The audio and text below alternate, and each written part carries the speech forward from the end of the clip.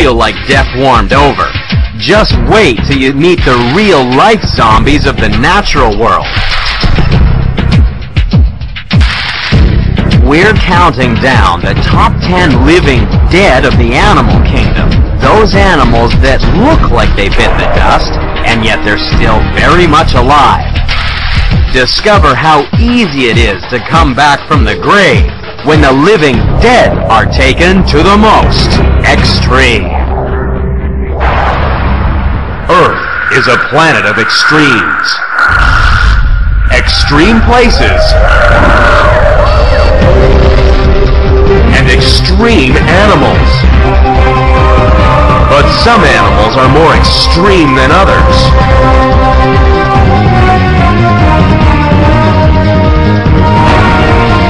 Join us as we count down to find the most unusual, the most extraordinary, the most extreme.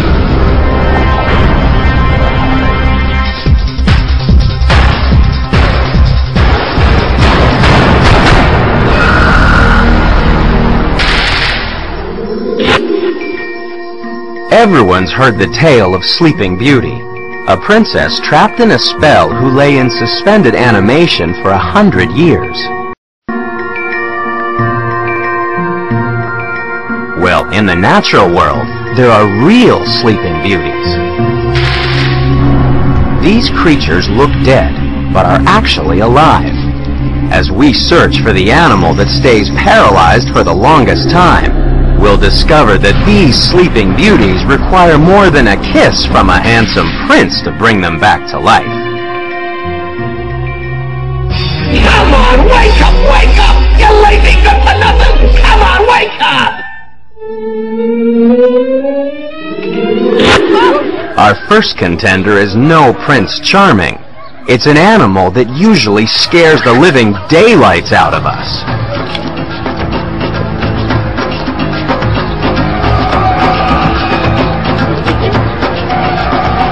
Most creatures know not to mess with a snake.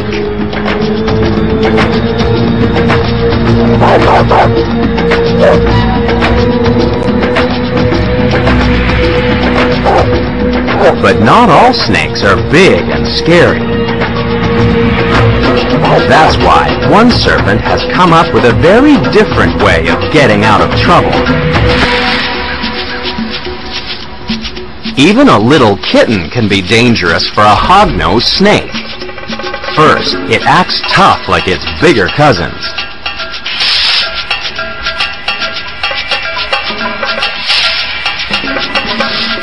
But when that doesn't work, it fakes its own death. The snake fools predators into thinking it's been fatally wounded by deliberately rupturing blood vessels in its mouth. And it produces such a foul stench that even flies are fooled into thinking it's dead.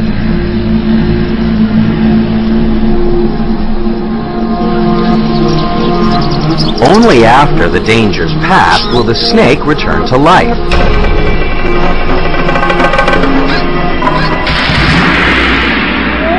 Returning from the grave is a great way to fool predators. It's also become a source of countless horror movies.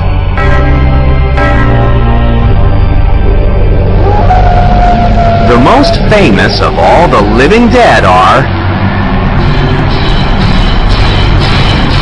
zombies.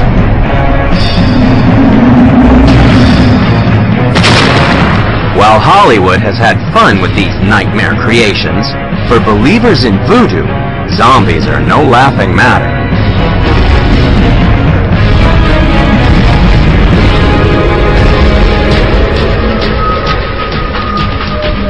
On the island of Haiti, a voodoo priest could transform someone into one of the living dead as the ultimate punishment.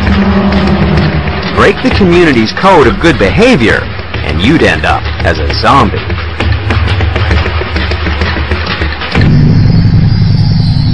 Meet Francina. She's officially dead. This is her death certificate. It was signed 5 years earlier. But now Francine is returning to her stunned family. They were convinced that she was dead. They had buried her in front of the whole village.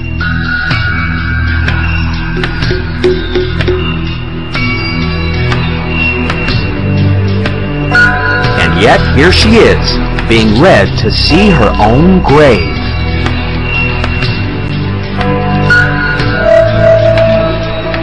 Francina believes that the reason she's alive today is that she'd been turned into a zombie.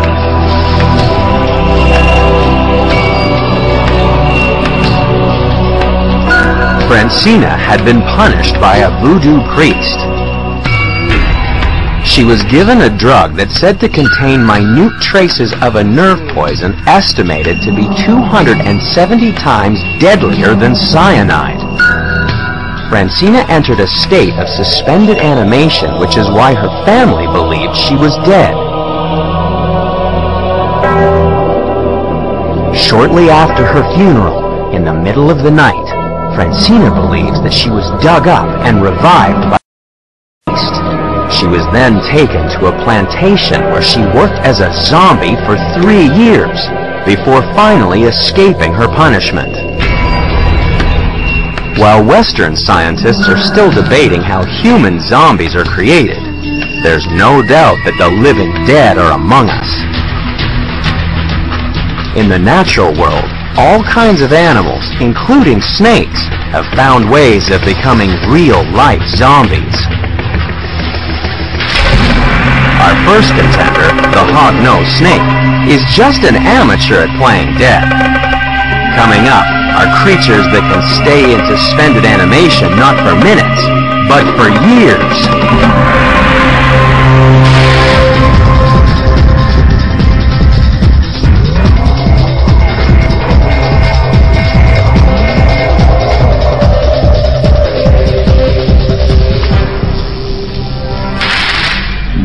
Our next contender would definitely win the Academy Award for Best Performance as a dead animal. Because when it feels threatened, an opossum plays possum.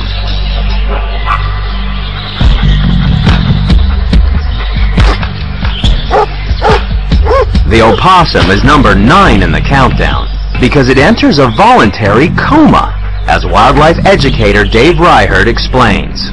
When opossums feel threatened, say if a hungry bobcat or coyote wanders in their direction, they have the ability to play dead, and they'll roll on their side, flop out their tongue, and stay in an almost catatonic state. They've been known to stay in this condition for up to 6 hours before. And no amount of prodding, poking, or pinching will make them wake up until they're safe. The possum is relying on the fact that most predators only like to eat fresh meat. So, if the possum acts as if it's already dead, maybe the predator will think its body is already rotten. It'll leave the possum alone and go in search of fresher prey. Playing dead obviously has advantages for the possum, but there are no benefits for the 1 in 2,000 Americans that suffer from narcolepsy. This mysterious disease causes people to fall asleep at dangerous or inappropriate times. At the UCLA Sleep Disorders Center, the seriously sleepy can seek help. Patients are wired up to record how they fall asleep. They're monitored to collect a variety of information, including their brainwaves and eye movements. That's because researchers want to find out when the patient enters the dreaming stage of sleep, characterized by rapid eye movement, which gives it the name REM, or REM sleep. It takes most people about 90 minutes to enter this stage. However, people with narcolepsy fall almost immediately into REM sleep. And what's worse, fragments of this dreaming sleep can occur during the day when the sufferer is awake.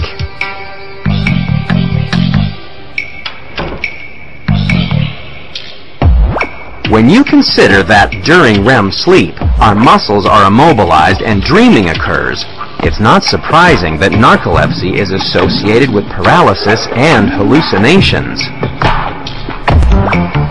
At present, doctors can treat the symptoms of narcolepsy, but are still speculating about the cause of the disease. Scientists are also unsure just how the opossum can drop in and out of a coma in times of danger. It's certainly a most extreme defense mechanism that works well on everything except automobiles. Playing possum isn't a good idea on a busy highway.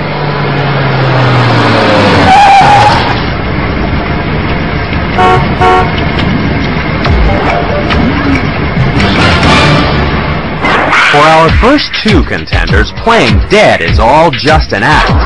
But as our countdown continues, we'll discover that not even Hollywood could imagine the horror when animals are invaded by real-life body snatchers.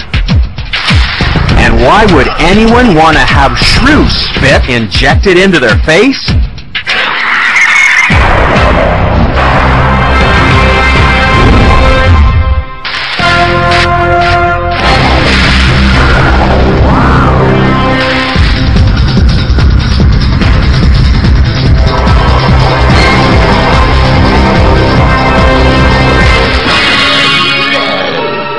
Not all the animals in the countdown choose to become part of the living dead. Sometimes they become the incredibly strange creatures who stopped living and became mixed-up zombies. Some animals spawn the undead for their own selfish reasons. And even one of the most terrifying animals on the planet is powerless to resist. You'd have to be crazy to mess with a tarantula. These big, hairy spiders are definitely the creepiest of the crawlies. They're armed with huge fangs and a potent venom. And yet there is an animal that specializes in hunting these massive spiders, with the sole aim of turning them into the living dead.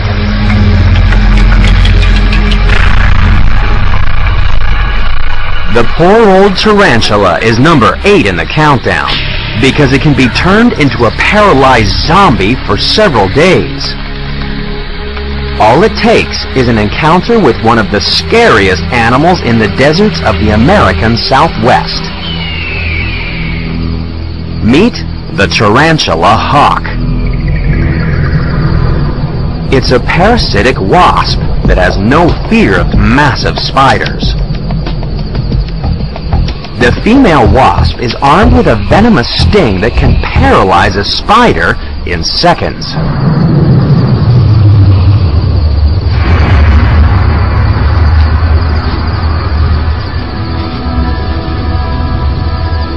And now, things get nasty.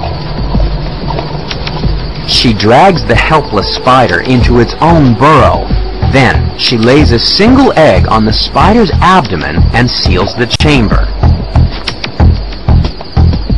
When it hatches, the larva sticks its head into the paralyzed spider and sucks on tarantula juices, avoiding the vital organs to keep its host alive for as long as possible.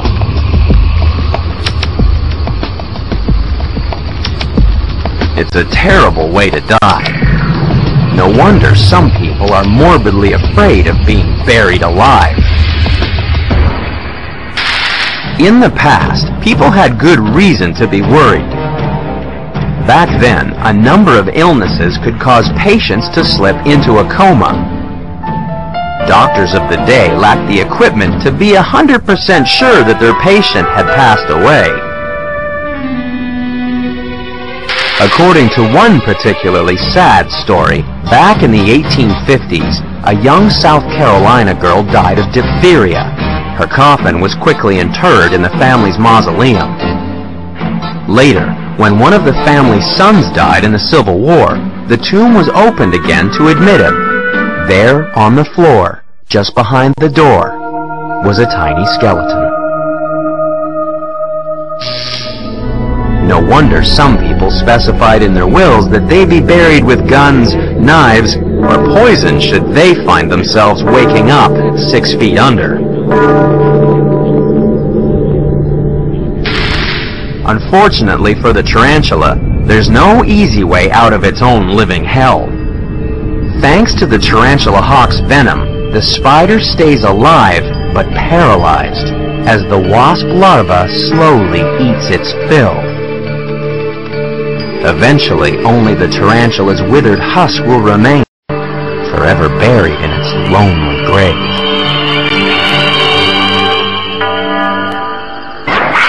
So far, we've seen a possum that plays dead, and a wasp that spiders dread. But as our countdown continues, we'll discover how an ant is turned into a zombie by an animal that lives in its brain. And later we'll learn that a mummy has no brain at all, because it's been hooked out its nose.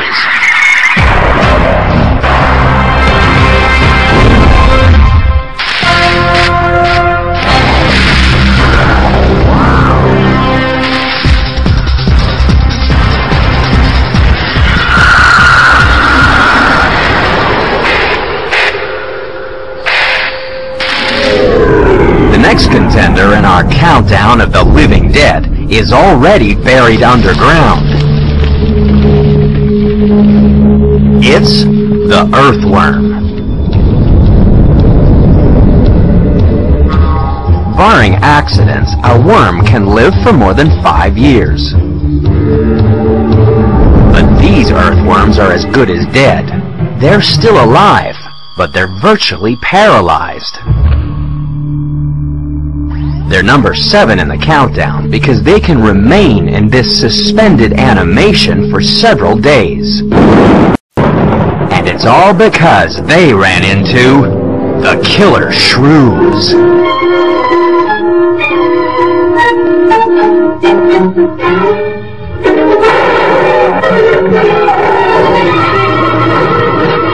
In Hollywood, the killer shrews were as big as dogs with saber-toothed fangs and a deadly bite. In reality, things are a little different. Real shrews are small and seldom seen. But they really are terrifying monsters if you're a worm. That's because shrews are one of the world's only venomous mammals.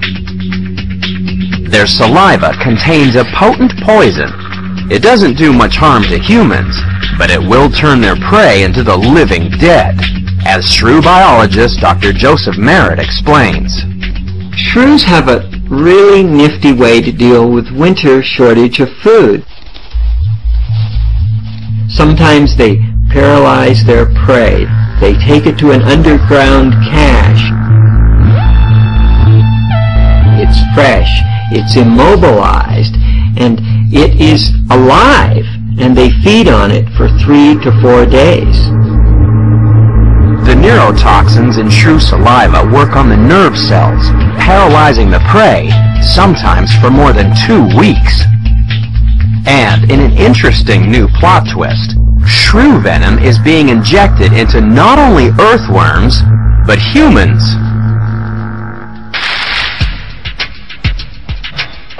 The fastest growing cosmetic procedure in America today is Botox, with more than 1.6 million procedures carried out every year.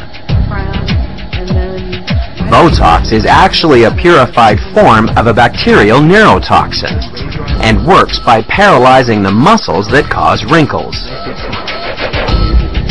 But new research may provide a different treatment for the wrinkled, using the venomous saliva of a shrew.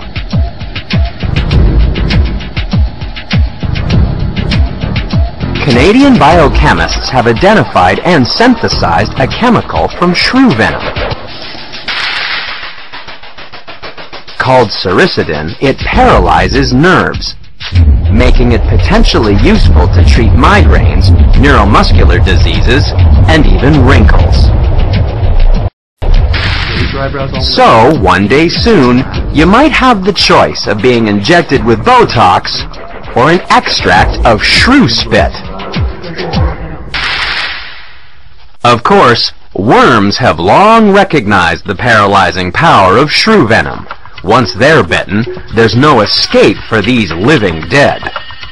But if you think being eaten alive is a horrible fate, just wait till you see what happens to the next animal zombies in the countdown.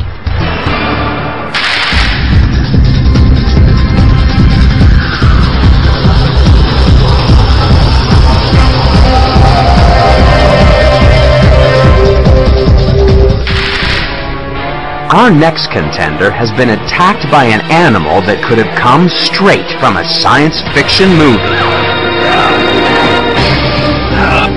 It's a parasitic life form that invades the brains of other animals, so they enter a state of living death. These things take over a man's mind? He becomes a robot? A machine taking orders? It's an adventure that'll burst your blood vessels with suspense. See, the Brain Eaters. Real-life brain eaters can be found down on the farm. Luckily, they terrorize not humans, but ants. When winter comes and the temperature starts to fall, most ants move out of the grass and down into their nests underground. But some ants are different. They're like zombies. Their bodies are still alive, but they're under the control of an animal that's taken over their brain. The real brain eater is a parasite that's lodged in the ant's head. The ant is still breathing, but paralyzed. Somehow, the parasite can make the ant climb to the tip of a leaf and clamp its jaws onto the blade of grass. In cool temperatures, the paralyzed ant can remain hanging onto the grass stem for up to 8 weeks. But this is just the beginning of one of the most complicated life cycles on the planet. Ants don't usually cling to the tips of grass, because these are the bits that get eaten by mammals like rabbits. This is bad for the ant, but it's exactly what the parasite wants, because when it gets eaten, it breaks out of the digestive system and into the liver. Here it grows into its adult form, a parasitic flatworm called a liver fluke that feeds on blood. But now it has to get back to the ant. So, the mature liver fluke produces thousands of eggs every day. Incredibly, these eggs only hatch if they're eaten by a snail. Phase 2 begins when the egg hatches and the parasite moves into the snail's breathing cavity. It's so irritating that the snail covers the parasite in slime. Eventually, there's so much mucus that the snail has to cut the slime ball.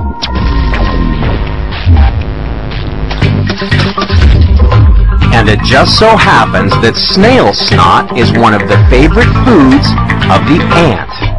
It's time for phase 3, where the parasite changes again and moves into the head, where it takes control and turns the insect into bunny chow.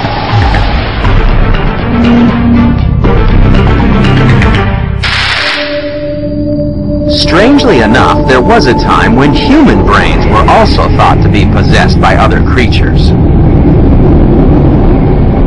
With no knowledge of what went on inside the skull, our ancestors found different reasons to explain mental illness. Some believed that those who acted in strange ways were possessed by evil spirits. These dark forces entered the mind and drove the unfortunate victim insane. The most ancient way of getting them out was to cut a hole in the skull without anesthetic. Trepanning was performed by many cultures who believed that all a polluted mind really needed was a little fresh air. Today, we have different ideas about how the brain functions. We now know that different regions of the brain control different behaviors, and we can thank a man who survived a most horrifying accident. In 1847, a laborer named Phineas Gage was building a railway line near Vermont. Gage's job was to tamp sticks of dynamite down holes with an iron rod. One day, he rammed too hard.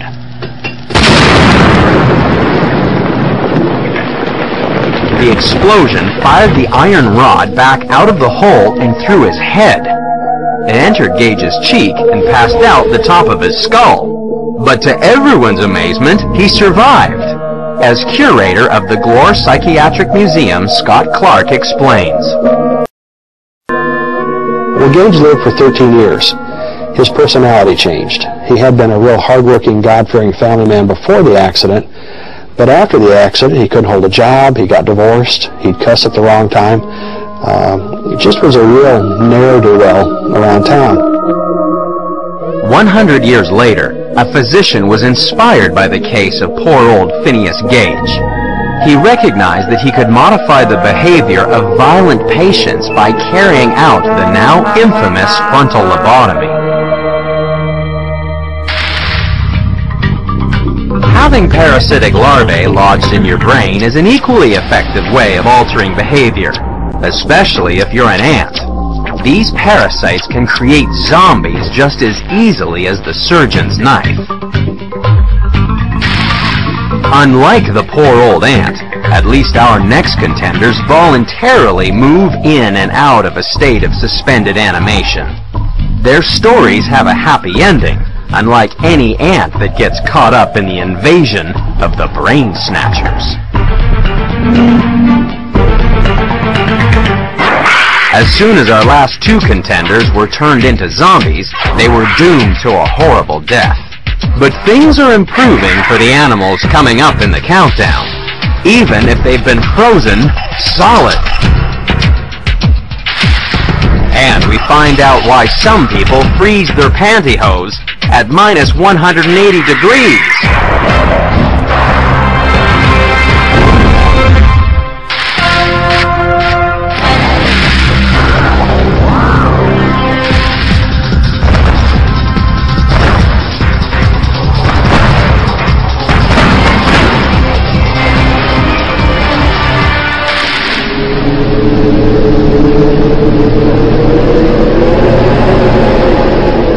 Back in the Middle Ages, people thought that when it started to snow, all bears would die.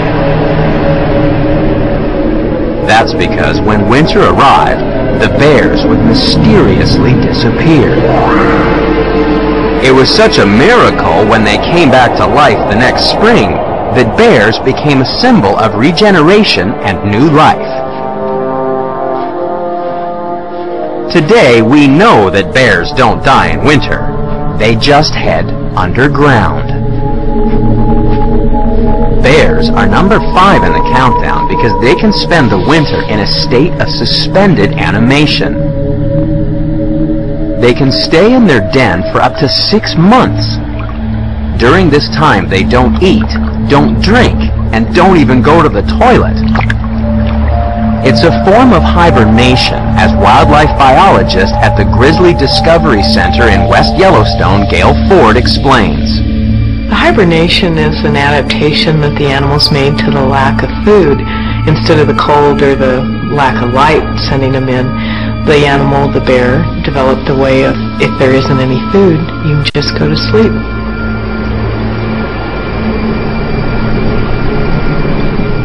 For bears, hibernation is the perfect solution for avoiding the harsh winter. Imagine if you could sleep for 6 months solid. You'd save a fortune on food bills. However, there's one man who's supposedly been in hibernation for more than 1,000 years. His name comes from the Celtic word art, which means bear. He was the legendary ruler of England, King Arthur. According to some stories, Arthur wasn't killed in battle. The once in dawn, asleep in an underground tomb. Some people say he lies in a cave awaiting the time when he's needed again. One day he's supposed to wake up from his long hibernation. When the king returns, England is supposed to regain its former glory.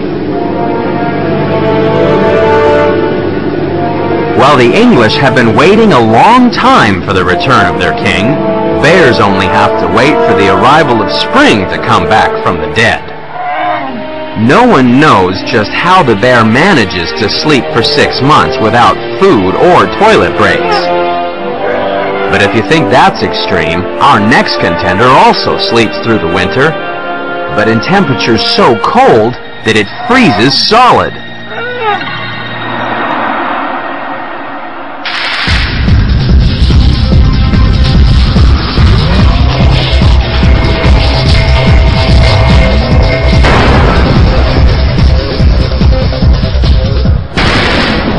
This is liquid oxygen.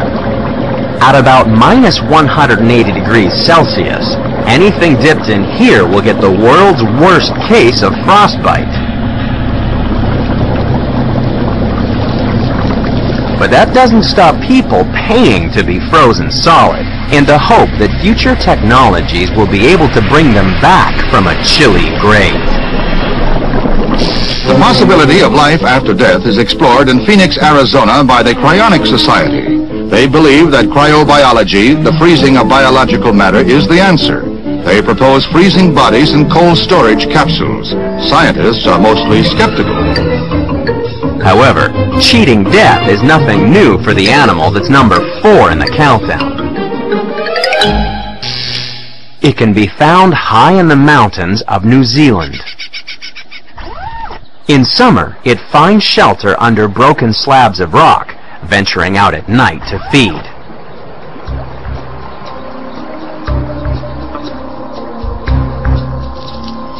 It's a flightless cricket called a weta. It may be a vegetarian, but it's one tough insect with an armor-plated body and massive jaws. And, like all insects, it's cold-blooded. So, when the temperature drops, the weta can't generate heat to keep warm.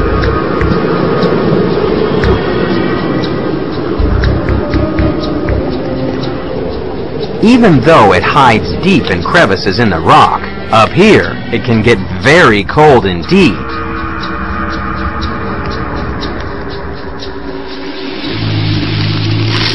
But this doesn't worry the weta. It's such a cool customer that it simply freezes, solid. Its heart stops beating and all brain function ceases.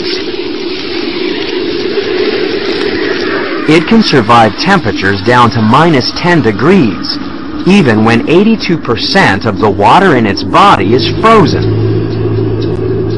The weta is the largest insect in the world that can survive being frozen. It's number 4 in the countdown because it can spend several months as a popsicle. Strangely enough, all kinds of objects can benefit from a stint in the deep freeze. This is no ordinary freezer. It uses liquid nitrogen to chill not insects, but instruments. It's part of a treatment developed by a company called TechSpec to freeze things like razor blades, golf clubs, and even pantyhose. The company claims that once objects are thawed out, scissors stay sharp longer, pantyhose are tougher, and golf balls travel further. The theory is that extreme freezing makes the microstructure of the object's molecules more uniform, relieving stresses and producing a more consistent and uniform material.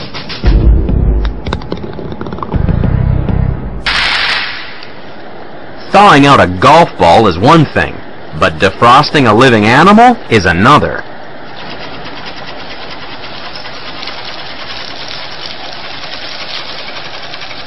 Yet, when the weather warms up After weeks of suspended animation, the weta simply comes back to life.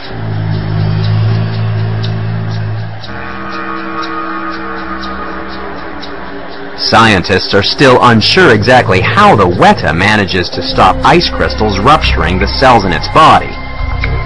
So it will be some time before we can cheat death by jumping in the deep freeze. Our last two contenders turned into the living dead as a way to survive cold winters. Some animals do the same thing in the desert, even if it means being buried alive for 7 years. Could it be that our next contenders hold the answer to long-distance space travel?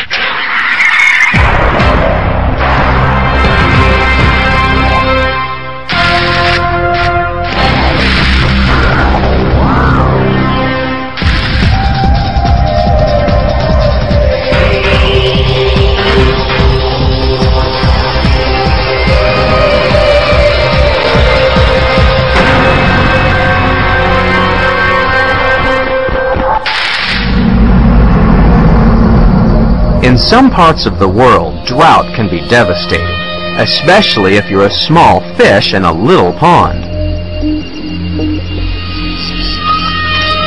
As the water level drops, most fish are left gasping for breath, their gills unable to extract oxygen from the air. But our next contender has come up with a way of coping with drought. It's a fish that virtually dies for up to 4 years. This is a lungfish. It gets its name because, unlike other fish, it can take in oxygen directly from the air. So when it runs out of water, the lungfish digs down into the mud. It coats itself in mucus, which dries into a leathery cocoon where it can wait out the drought.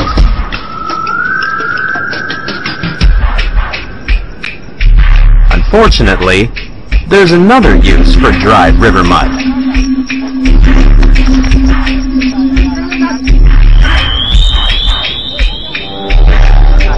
The lungfish doesn't worry about being built into a brick. It shut down so many systems that it's virtually dead.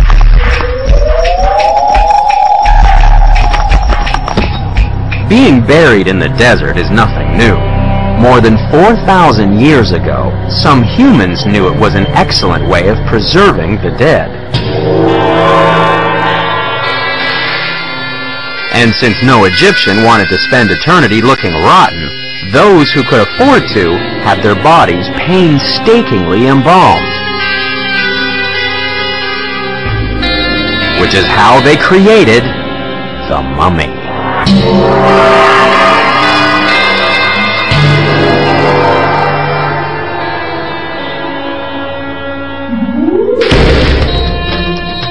To make a mummy, you had to remove most of the internal organs and preserve them in jars. The heart stayed in place because it was thought to be the center of intelligence. A special hook was used to pull the brain out the nose. Then, salt was used to dry out the body before preserving it with resin and hundreds of yards of linen. Now the body was ready to enter the next world and come back to life. Back in this world, the only way that a mummy could return as the living dead is thanks to the imaginations of Hollywood scriptwriters. However, there is one animal that can emerge alive from the sands of the desert. Even after 4 years of drought, a little rain is enough to soften the bricks and to awaken the lungfish so that it can dig itself out of its muddy coffin.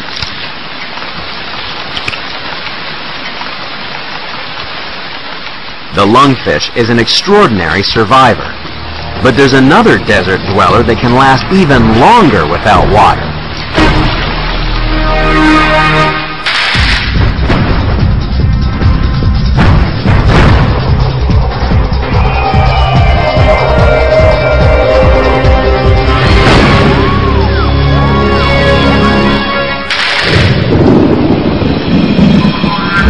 About 340 million years ago, ancient amphibians crawled onto the land. And today, frogs are still amateurs at the business of living out of water.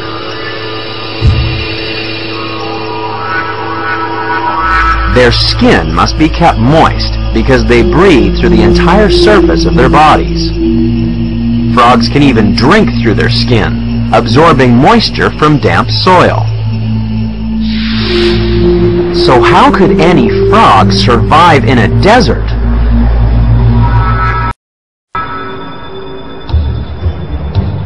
Beneath a dry lake bed in Central Australia, there's a frog that's been buried alive for 7 years. The burrowing frog sits as if dead, wrapped in a waterproof cocoon of old skin cells. It's lowered its metabolism by 90%. Yet over all this time, it doesn't lose muscle mass or strength, unlike humans. As any astronaut knows, when it comes to muscle, if you don't use it, you lose it. Normally, you're not even aware of your muscles lifting your body against gravity. In space, that constant muscular work is removed.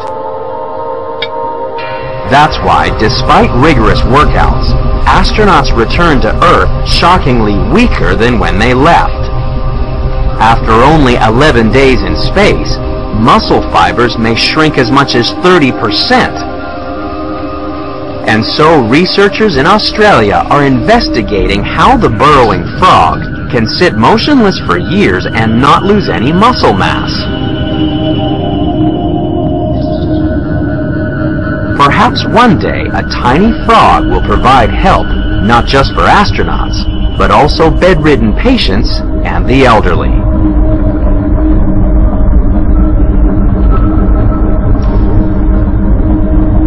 But in the meantime, the frog is already for the Aborigines.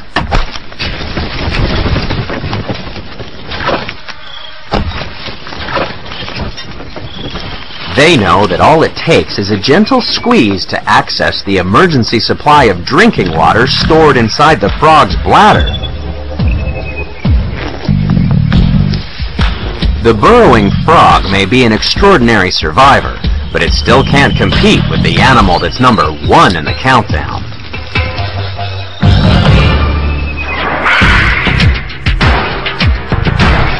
We've seen the 9 contenders. They've found ways to come back from the grave.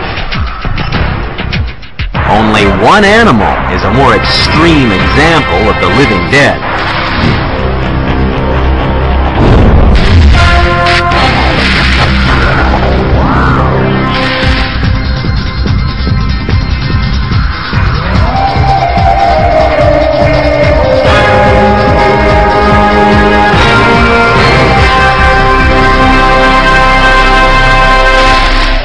If we were like the animal at number 1 in the countdown, we really would be Mr. Invincible.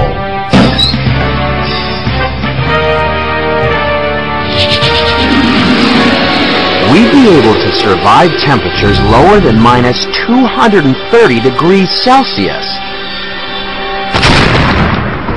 and as high as 150 degrees.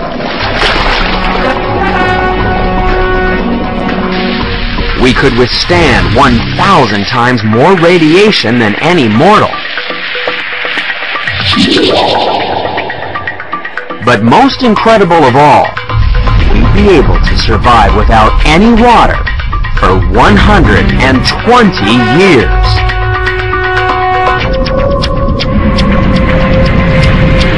So what is this animal with superhuman powers? Meet the water bear.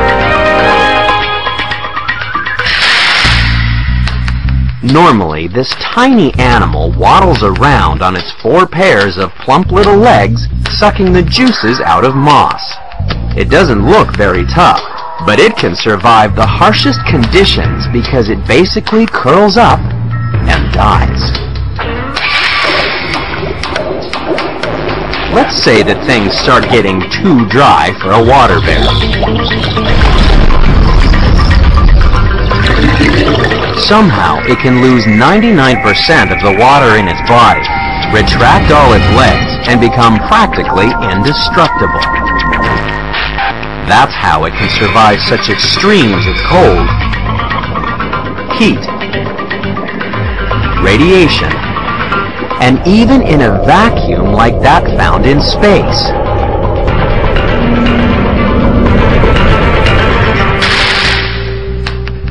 The water bear is number 1 in the countdown because it can survive in this state of suspended animation for a long, long time.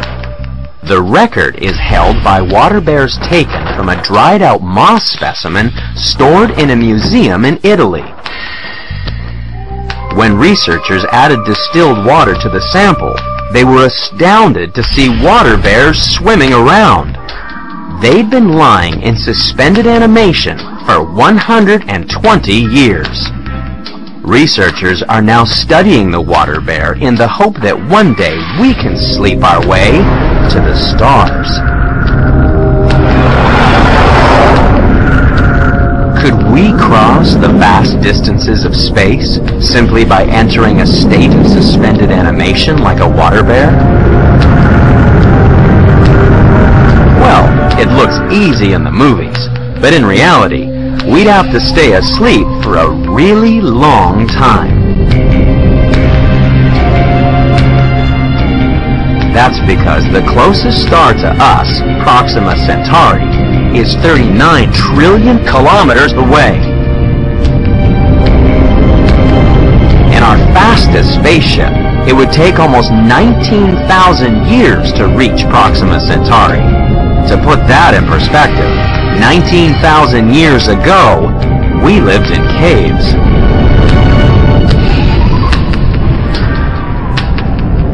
Such a long sleep would even be a challenge for a water bear.